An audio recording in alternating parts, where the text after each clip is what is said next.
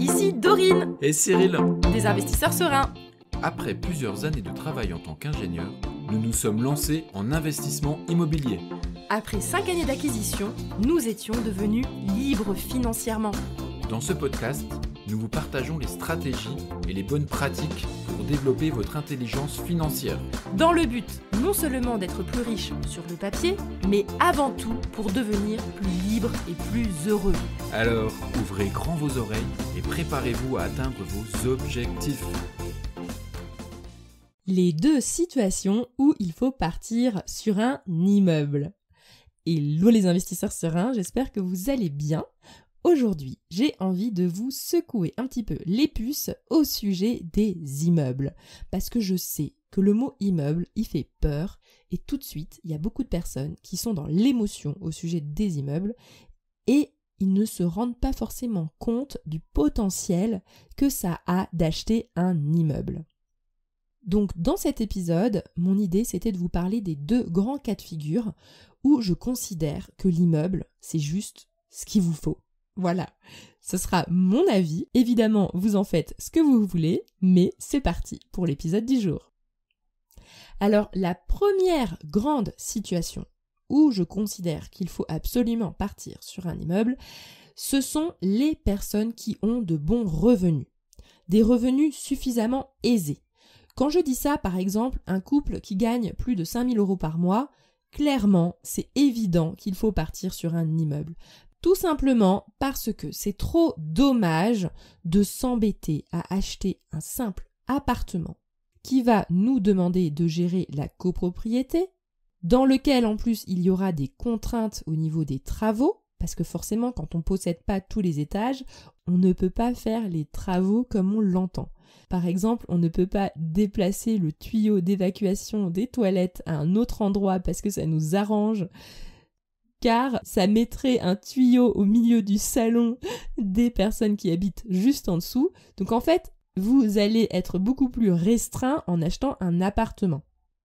En gros, quand on est plutôt dans la catégorie des personnes aisées qui gagnent bien leur vie et qui veulent investir en immobilier, s'embêter pour un seul appartement, c'est vraiment dommage parce que ça va vous demander beaucoup de travail et de charge mentale. C'est ce que je dis toujours, acheter un immeuble et acheter un appartement, grosso modo, ça va vous demander le même temps de préparation, ça va vous demander le même temps de visite et ça va vous demander le même nombre d'allers-retours pour gérer les travaux. Bon, même si en effet l'immeuble ça peut durer un peu plus longtemps, mais en gros vous allez y passer autant de temps et tout ça pour un appartement, donc quelque chose de beaucoup plus petit. Et j'entends les personnes qui se disent « Ah, mais je veux me lancer en immobilier, mais j'ai pas envie de commencer trop gros. » Je le comprends. Ça fait peur parce que c'est le mot immeuble. Mais on peut très bien partir sur un immeuble avec 2, 3, 4 appartements et c'est tout à fait gérable et c'est pas non plus le gros immeuble avec 10 appartements ou 20 appartements. Je veux dire, on peut commencer de façon assez raisonnable dans les immeubles, mais si on en a la possibilité, moi franchement, l'immeuble, c'est le Graal de l'investisseur. Et l'autre raison aussi, quand on est un cadre aisé, c'est comme je vous disais, c'est qu'il n'y a pas la copropriété à gérer et ça fait que vous êtes maître à bord.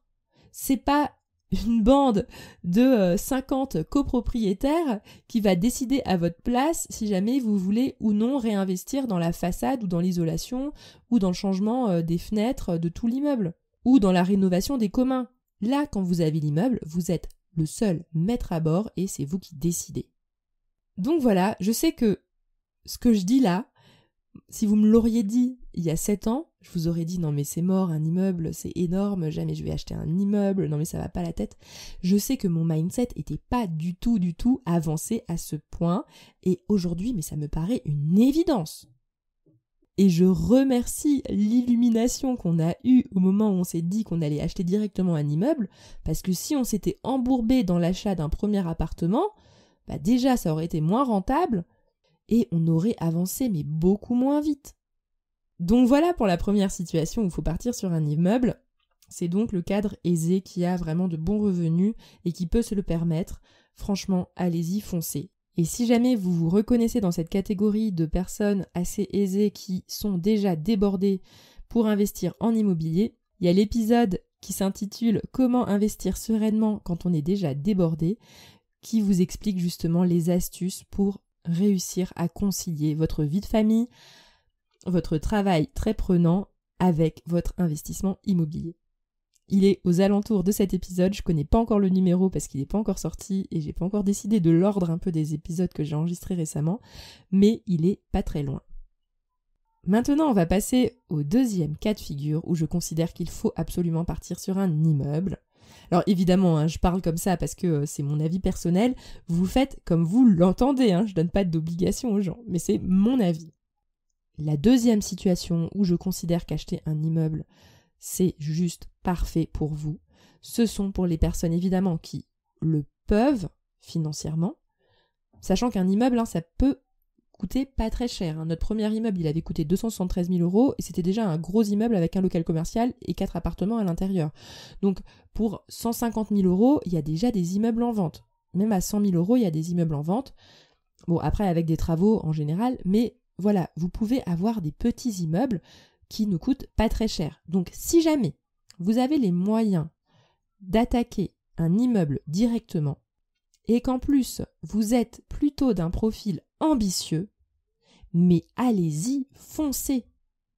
Je suis d'accord que si votre profil c'est plutôt d'y aller tranquille et que vous n'avez pas des ambitions démesurées, vous n'avez pas envie de gérer trop de travaux, vous voulez commencer doucement, ok, vous partez sur un appartement.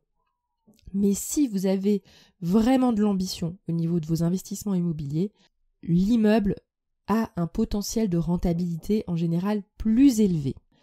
Ça va vous donner une vraie force pour la suite, parce qu'une fois que vous avez géré un immeuble, mais je peux vous garantir qu'après, il y a des ailes qui vont pousser dans votre dos.